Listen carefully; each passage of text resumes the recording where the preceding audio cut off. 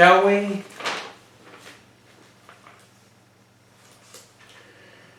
Do you wear pajamas to bed?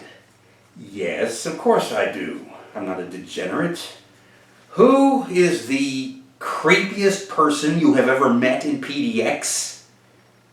Oh, well, now I can answer that easily, boys and girls. The creepiest person, indeed the creepiest people, who I have ever encountered, not only in your city but beyond, are without a doubt those self-same people who run around arbitrarily using the words creepy and creep. You want to talk about bias and bigotry and haters and ignorance? You want to talk about plasticine, privileged, superficial, judgmental entitlement? These people expose themselves every time they open their mouths. Those are the real creeps of this world, boys and girls, punks and skins. Those are the truly creepy people. Those who run around using the words creepy and creep. Those are the creepiest of them all.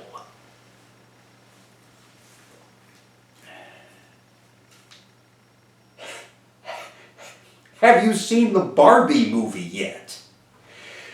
It might come as a colossal shock to you, boys and girls, but yes, I have. I saw it just last week.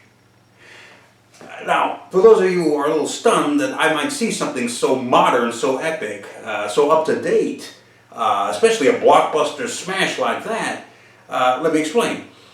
For the past 4 or 5 years, I have watched over 2,500 movies easily as a part of an evaluation project, a cinematic evaluation project. And because it is evaluation driven, it would behoove us to diversify and watch different genres. And here's the perfect opportunity to see something removed from what we usually watch. Horror movies, thriller movies. This is something completely different. So I saw the opportunity and I went with it. And if I can presuppose your next question, did I like the Barbie movie? I'd have to answer that in 3 points. One, that movie doesn't exist. That movie wasn't made for me to like or dislike. It wasn't made for me at all. Oh, it's out there, it's available, anybody can go and see it. But it wasn't created, it wasn't designed with me in mind. It doesn't really belong to me to like or dislike it.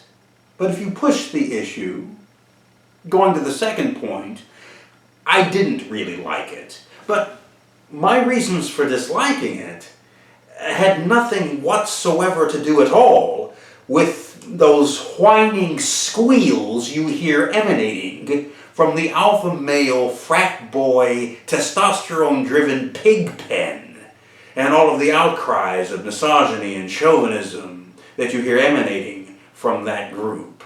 No. My dislikes were mainly technical points, really. Little nuances with the dialogue, some of the orchestration, the cinematography. They were mechanical points. They really didn't have anything to do with the content of the film itself. I also didn't like the fact that some of the characters reminded me of people who I've had to interact with here in your reality. In fact, a few of them reminded me of a couple of you. I also didn't like the fact that, by me anyway, it really didn't seem to be a kid's movie. A little girl, or these days a little boy that plays with dolls, a kid who hears about a Barbie movie, a movie about Barbie, they're going to get all excited and they're going to have this anticipation, this idea in mind of what the movie will entail. And then they go and see that. I would like to be wrong, but I don't really know what a child could take away from a movie like that. Maybe it would be enjoyable to them. I don't know. The third point, because I've given this a bit of thought, the main point is, whereas I didn't like the Barbie movie, I very much liked Barbie herself, the character, the girl around whom the movie is centered. Her journey of self-discovery from beginning to end, it was really respectable, very dignified. It was quite a quite a bit of enlightenment. And that's really worthy of celebrating. And in that sense, it's a dynamically successful film.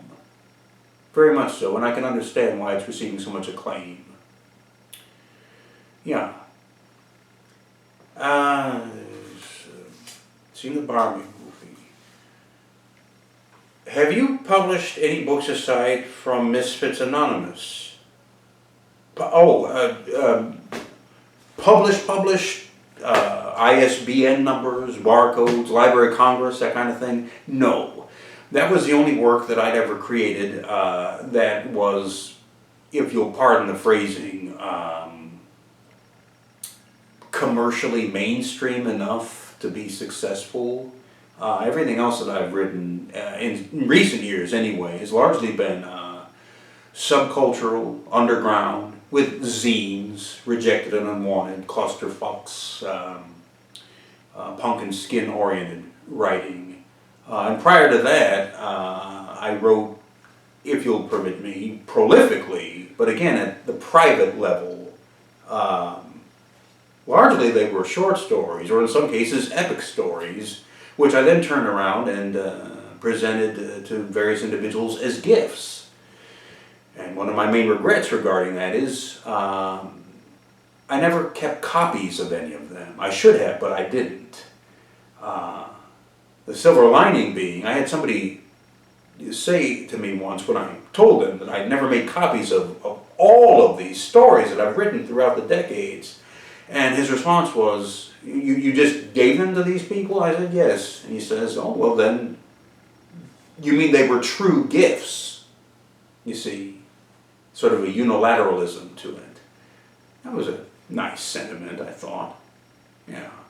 But, no, in terms of conventional Dewey Decimal System type publishing houses, no. To date, that is the only one. So far, anyway. Let's see. What is your telephone prefix? Butterfield 8. What's yours? Yeah, that's the...